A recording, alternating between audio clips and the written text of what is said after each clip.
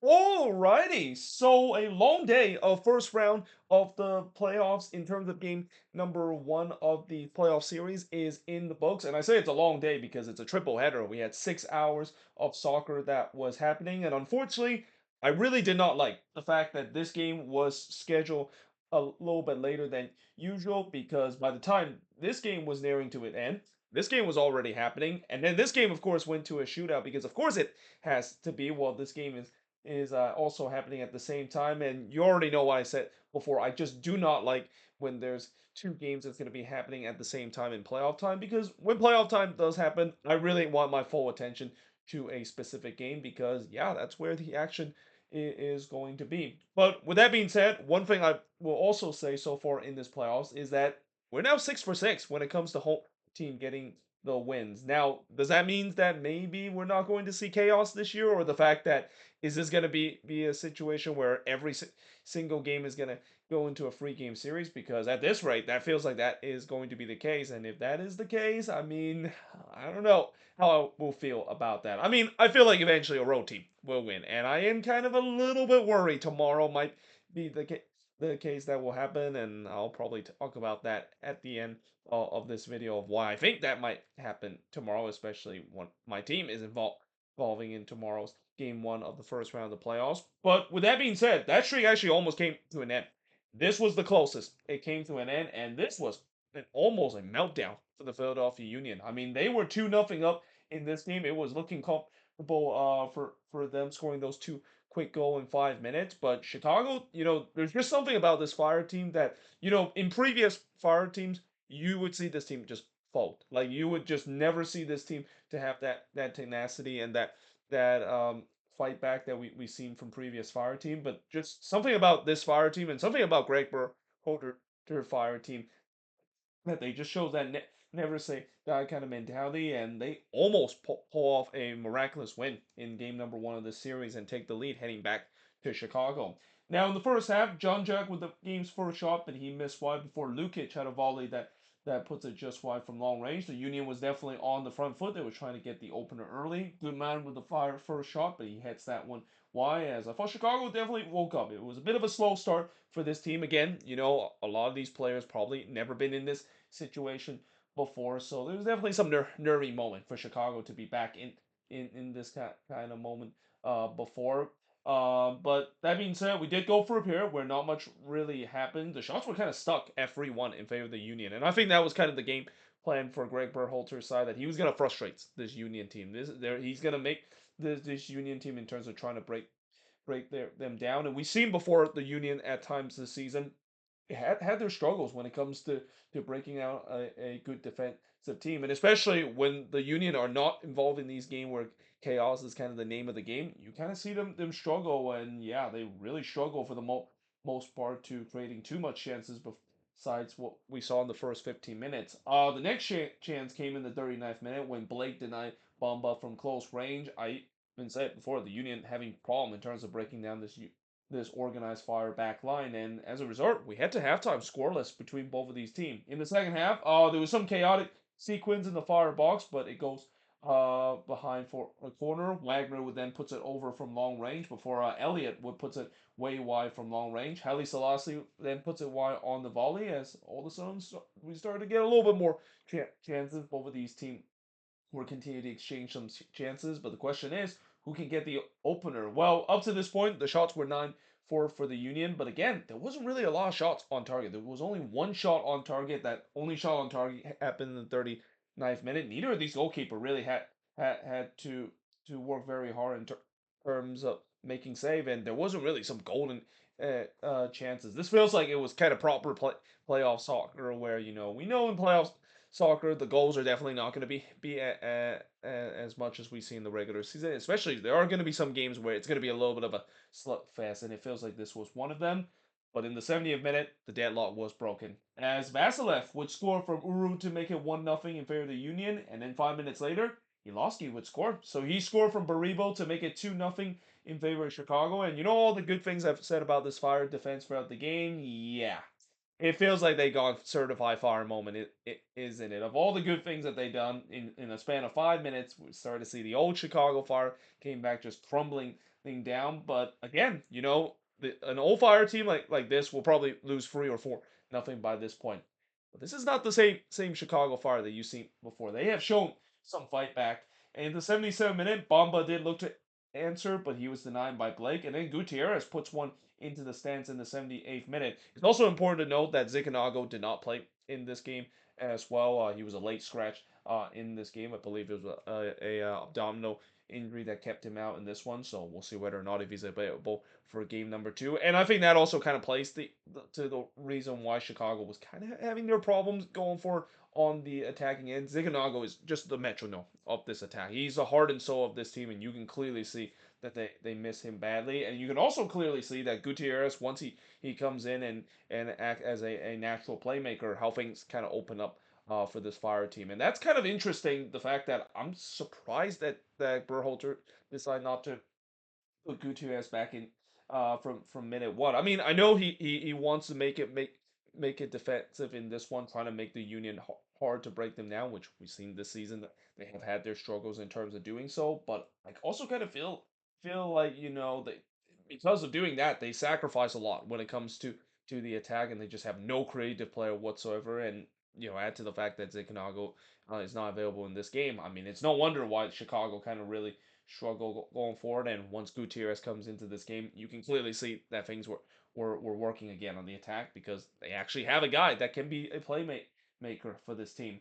Blake would then deny Pineda from long range. I thought it was a good response for the Fire. They were trying to get one back, and they do. As Jonathan Bamba would score in the 84th minute for Gutman to make it 2-1 in favor of the Union. Elliott actually hits this one on to the post, but somehow it actually bounced right to Gutman, and then it goes to Bamba. I don't think Gutman meant to play that to Bamba, but nevertheless, it worked out, and just like that, it's 2-1 in this game. And at the same part, they actually did a brief check to see whether or not if it was offside. The Union feel like it should have been offside, but they go to VAR at least for a bit to check if there was offside. There wasn't, so the goal was given. Westfield did look to respond, but he puts it wide in the 90th minute. But then in the third minute stoppage time, Chicago equalized. Again, this is something that you just don't see with old Chicago team.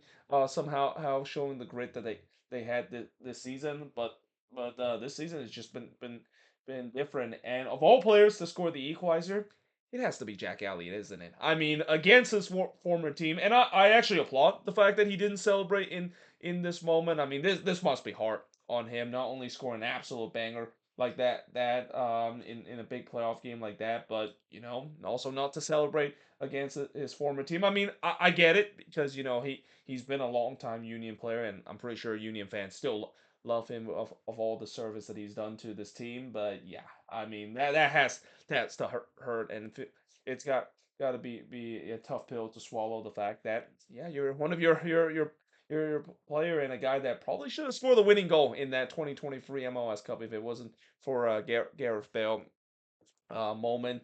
Oh, by the way, my laptop is about to run out of battery. Let me just quickly charge that before it just ran out.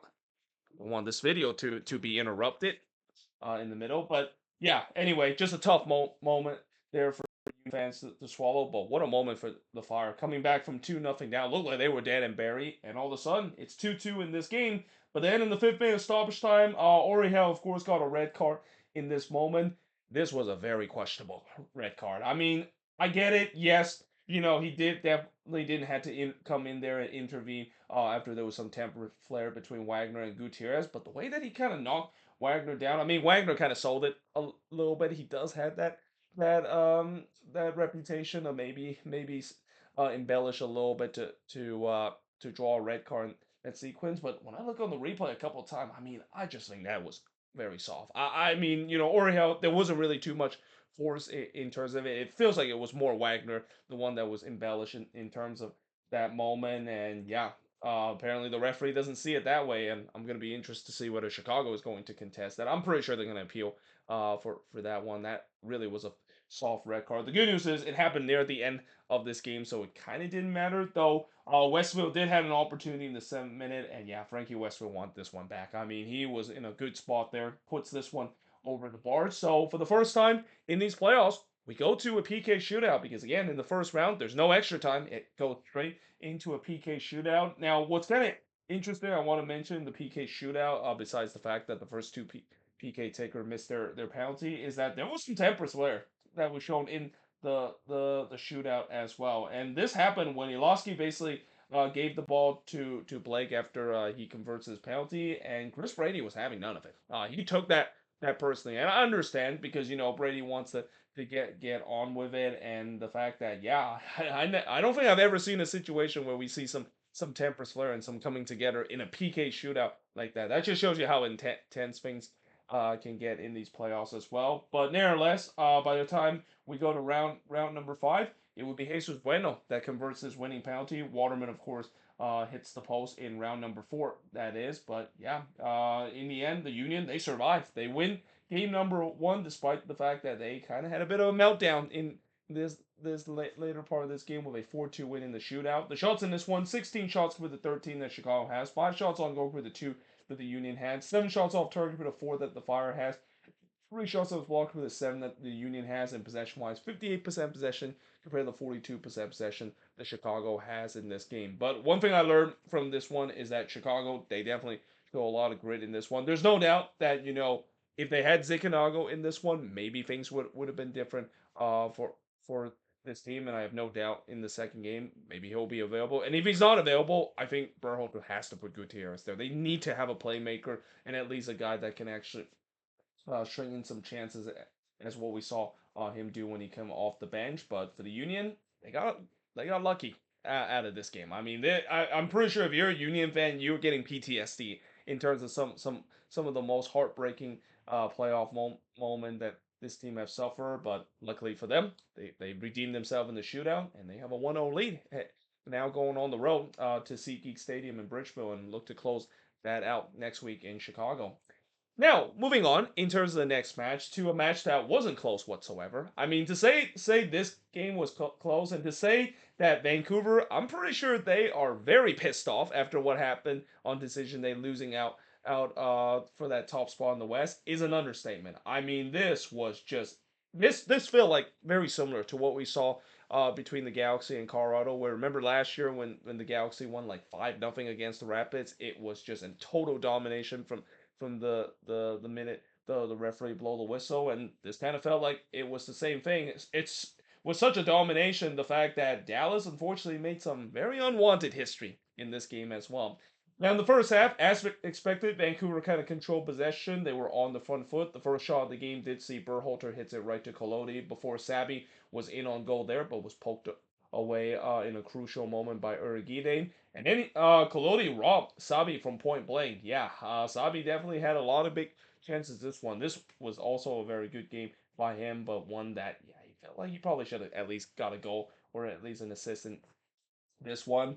But there was no doubt Vancouver was pounding on the door. They were pressing for the opener. But again, this kind of feels a little similar to what we saw on Decision Day, where they had their moments in terms of that game against Dallas on Decision Day as well, despite when they were down to 10 men. And will that lack of finishing come back to haunt them?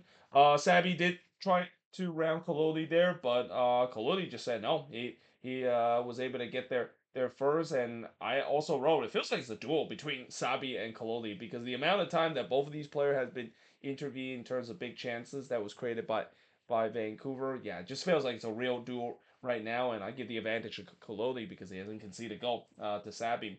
Muller would then have an overhead kick from 18 yards out that goes right to Kolodi. I mean, that would have been an incredible goal from Thomas Muller there, but from that far out, it always felt like it wasn't going to go in, and especially he didn't really hit that overhead kick with a lot of power. Easy for Kolodi to gather. But up to this point, the shots were 6-0 for Vancouver. 4 shots on goal, all for Vancouver in this one, and this onslaught continued. Kolodi would then deny Ahmed from close range before Berhalter had a shot that was deflected and goes wide. Kamungo actually puts it high there, but the flag came up. By the way, there was actually two chances that Dallas, of course, had in this one. Both of them, the flag came up, and as a result, none of those chances that they have and none of those shots that they have counts on the stat sheet because the flag, of course, came up and the offside was called before the thing happened. So, despite the fact that, as I mentioned, Dallas unfortunately made some unwanted history, if the flag didn't come up, they would have avoided making that unwanted did hit history by the end of this game. But I also thought that that moment really was one that Takaoka has got to be very thankful because yeah, he came off his lines here, missed the ball completely. And when you're a goalkeeper, you come off your line and you miss the ball like that, you are in no man's land. And Kamungo, because of his poor finishing and also the flag came up, didn't have it didn't matter in the end. But in the 43rd minute, Vancouver finally break through, and this has to be a huge sigh of relief for Whitecaps fan because you just had that nervous kind of energy. The fact that this feels like it's decision day all over again of not putting the ball into the back net, and of all players, to finally get that go ahead goal, it's Danny Rios the one to do so. He scored from odd man and Berhalter to give the Whitecaps a 1-0 lead, and yeah, the Dallas wall finally broken in this one. And I wrote kind of came from an unlikely goal scorer. Maybe that's a little disrespectful toward Danny Rio, but Rios this season we have had seen how he has struggled, especially in front of goal as well. So for him to be the guy that finally break the duck in this one, that was not expected. But what is expected is the fact that the Whitecaps finally got that 1-0 lead, and that would be the scoreline heading in the second half. In the second half, pretty much the same thing. Vancouver continued to dominate possession. Not much chances really created. That would quickly change. Sabi would flash it wide from close range, and then a penalty was given to Vancouver as Uridiide brought down Sabi in the box there. So here comes Thomas Muller, a chance to buries from the penalty. He usually does not miss from the spot, and he doesn't here. He buries it to make it 2-0. On the other end, Julio was in on goal there, but he was denied by Takaoka. But once again, flag came up. So up to this point, Dallas, of course, had zero shot. They would remain zero shot because when the flag comes up on that one, it's not going to count as a shot in the stat chart. Ahmed would then puts it high on the volley. 65 minutes in, Dallas still have yet to register a shot. The shots were now 13-0 for Vancouver up to this point. There was a huge shout for a penalty for Vancouver not given long after. Berhalter would then puts it wide from long range. Vancouver is just not letting off, and I'm pretty sure they probably saw what happened in this game, and they realized that yeah, 2-0 lead is never a safe lead. There's a reason why that whole cliche exists. 2-0 lead is always the most dangerous lead. They were pressing hard for the third one.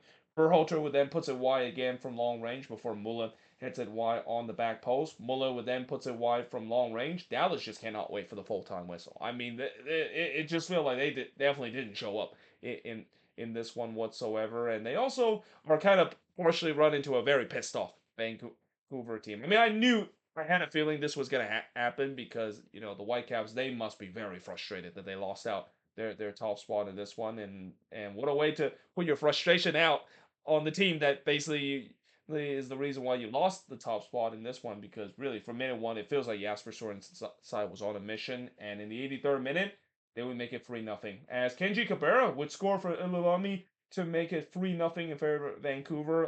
Kubas then looked for number 4, but he curls it right to Kolodi. But yeah, in the end, just an absolute domination. Very similar to what we saw between the Galaxy and Colorado. And unfortunately, I hate to say it for Dallas fan, in that series, the very next game, the Galaxy won 4-1 against the Rapids. They won that series 9-1 overall. And I'm not saying that it might happen in this one again, but with the way how Vancouver just looked absolutely dominant, like this was a combination of Vancouver probably at their best, or at least close to being their best. They weren't very good when it comes to their finishing, but they definitely were when it comes to just completely shut down their opposition. I mean, they didn't really give Dallas too much of a sniff in this one. In fact, as I mentioned, with some unwanted history, with Dallas registering officially zero shot in this entire game, they become the second team in playoff history to register zero shot for the full 90 minutes. The other team that did it was actually kind of a famous game, or if you're a Seattle Sounder fan, it's probably a very infamous game because that was the game when that was the David Ochoa game when RSL had zero shots for the entire game, and yet somehow in some way they won in a PK shot. No luck this time for FC Dallas. They lose 3-0 in this one. Shots in this one, 22 shots compared to none that Dallas had, 10 shots on goal compared to none that Dallas had, 6 shots off target compared to none that Dallas had, 5 shots that was blocked compared to none that Dallas had, and possession-wise, 62% possession compared to 38% possession that Dallas has in this game. And again, I'm going to reiterate what I said before when I did this preview. Not only the fact that I feel like Vancouver probably not only is going to get revenge on Dallas for that decision they lost, but I just feel like for Dallas that win that they had against Vancouver was a blessing, but also an absolute curse in a way because now they're faced against a pissed off Vancouver team, and yeah, I don't think Vancouver's gonna let off again going on the road as well. They look like a team that is a very scary team and are really sending a message to the rest of the Western Conference that yeah, this is a team that can simply do what they did in the CONCACAF Champions Cup. It's the inexperience that you maybe worry about this Vancouver team heading into the playoffs and maybe past narrative. It feels like after watching this game that maybe is just completely put aside, just in a domination performance from minute one, and we'll see whether or not if they can do it again. Now go on the road to play against FC Dallas. Now I'm going to switch the board by getting rid of this one and just kind of do it manually by talking about the last game, which is San Diego versus the Portland Timbers. So this game actually had a vision of something similar to what we saw in the last game between Vancouver and FC Dallas, which I thought this was going to be another 4-0 shellacking that San Diego was going to give to the Timbers, but they did kind of open the door a little bit for the Timbers to get back into this game, and in many ways, the Timbers probably should have got back into this game, especially in the second half. They had two glorious opportunity in the second half to tie this game up, and then the red card ruins everything. Now, in the first half, the first shot of the game did see Pandemis absolutely robbing Pelcher from a free header there. Early on, Pandemis was like Collodi here. He was making save after save to keep Portland tied up at 0-0 for a while. But there was no doubt that San Diego was on the front foot. They were pressing hard for the opener. Bombino would have a shot that was tipped over by Pandemis and Gatter on the second attempt. There was a huge shot for a penalty not long after for San Diego, not given. Valakari would then hits it right to Pantemis. San Diego was just all over Portland. But again, it's still 0-0, and I said the same thing about Vancouver, and I'll reiterate for San Diego. Will frustration start to creep in because of lack of finishing? Well, the good news is that frustration was vanquished in the 22nd minute because Valakari would give San Diego the 1-0 lead. Duo actually struck the pulse here, and it's unfortunate as well because this was an absolute rocket from Manu Dua, but thankfully, Valakari was in the right place, right time to clean up the mess. And well, I will say that Valakari kind of had a bit of a rough game in terms of finishing. Yeah, he was not going to miss this one. This was an empty net for him to score, and yeah, he puts that one away. And San Diego, much deservedly, got a 1-0 lead. And then they looked like they got a second one when Pellegrino put into the back net, but the flag did not agree with him there, so the goal was disallowed for offside. But yeah, it was all San Diego up to this point, and you just kind of had a feeling this might be a repeat of what we saw in Decision Day with San Diego absolute run riot against Portland up at Providence Park.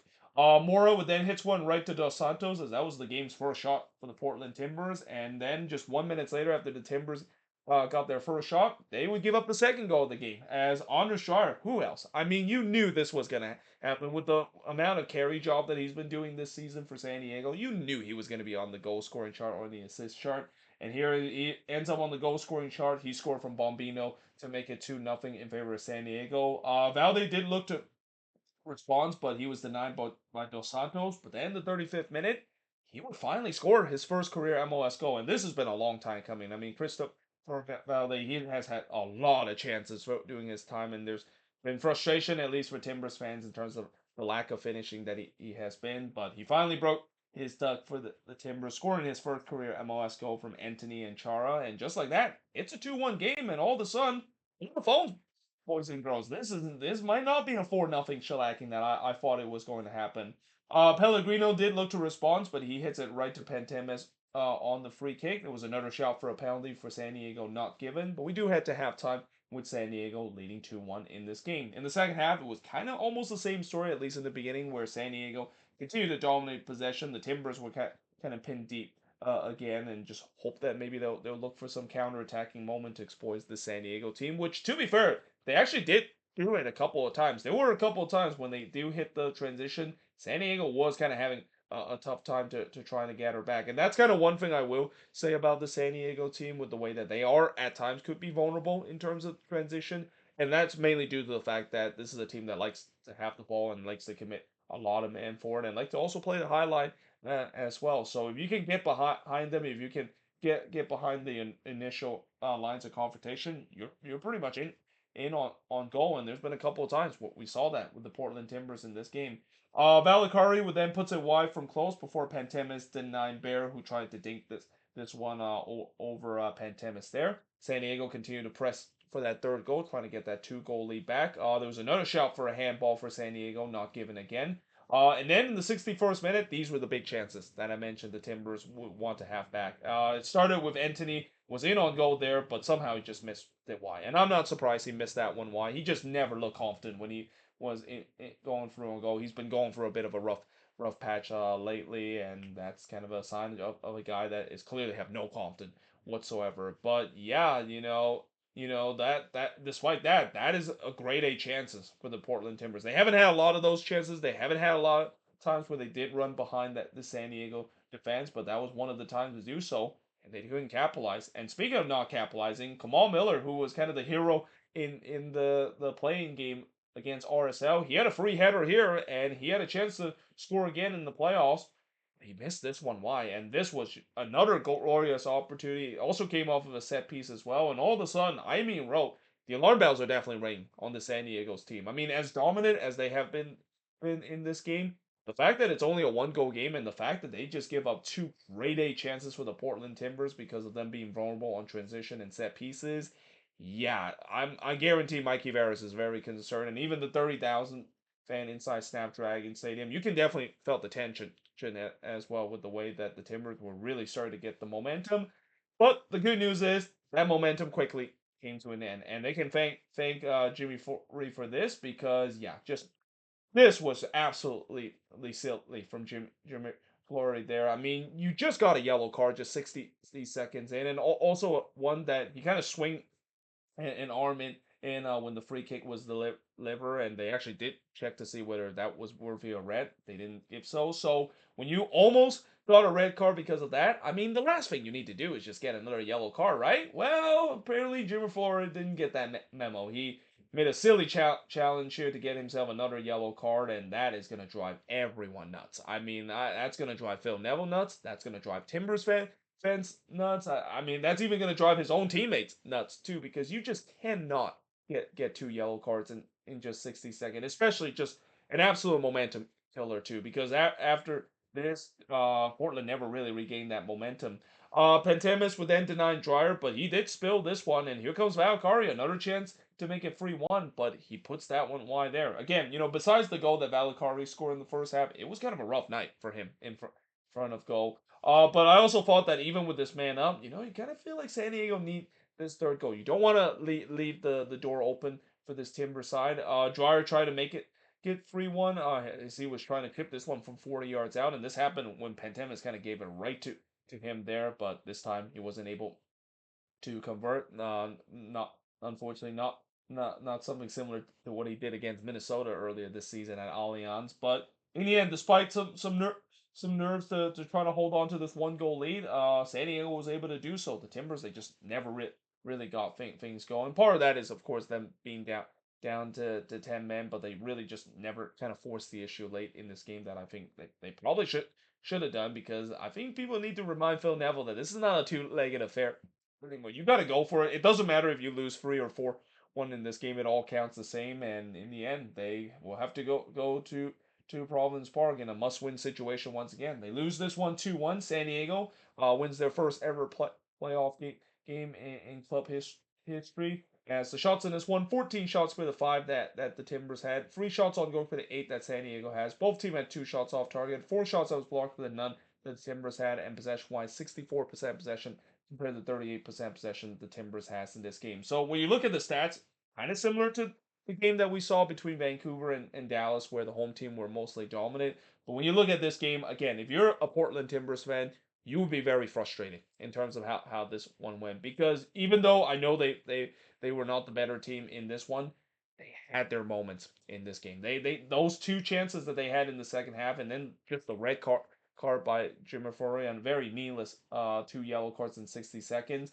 Those are going to be the moments that I definitely think that Portland Timbers fan will definitely talk about if they don't win this series, and especially throughout this off season, because this is a team that, again, as much as I know I put them in the thank you for coming category in this season playoffs, this is a team that wants to win a playoff series. I mean, this team, it's been a while since they won a playoff series. It's been first round exit pretty much almost every single time. And even though I know San Diego is heavy favorites to move on to the next round, it will once again frustrate a lot of Timbers fans seeing another first round exit, and feels like they're just kind of stuck in the in the mud right now when it comes to not able to get past that dreaded first round like they've done for a lot of time in these past couple of years. But for San Diego, again, great win for them. Obviously, there is a little bit concerned the fact that they weren't able to make this more comfortable. But again, this is the playoffs. It really doesn't matter how you finish the game. You can win ugly all you want,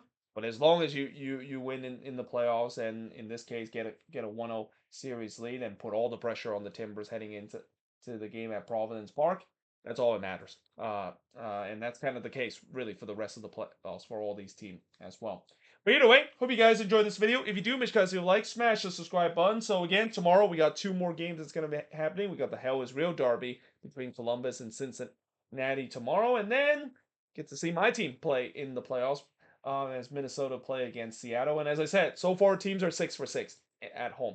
I would not be surprised if Minnesota might be that team that might be the first team to lose at home. And I say this not to jinx the Loons, but remember back in 2019 when we saw I think in the first round where every single team won at home except for one. You know who that one team is? Yeah, it's Minnesota United. So again, I'm hoping that that's not the case, but yeah, again, the pressure I think is definitely now on them, and you can maybe even say the same thing about Cincinnati as well. The fact that yeah, you definitely don't want to be that first team to lose at home, because if you lose at home now, all the sudden you are not only have your backs against the wall, but you are in a huge disadvantage now that you have to go on the row and win a game in game number 2. And at least what we've seen this season in the playoffs, and really in the past as well, winning on the road in the playoffs is as tough as it gets. But like I said, hope you guys enjoyed this video. If you do, make sure you guys like, smash the subscribe button, and yeah, I of course will see you guys next time.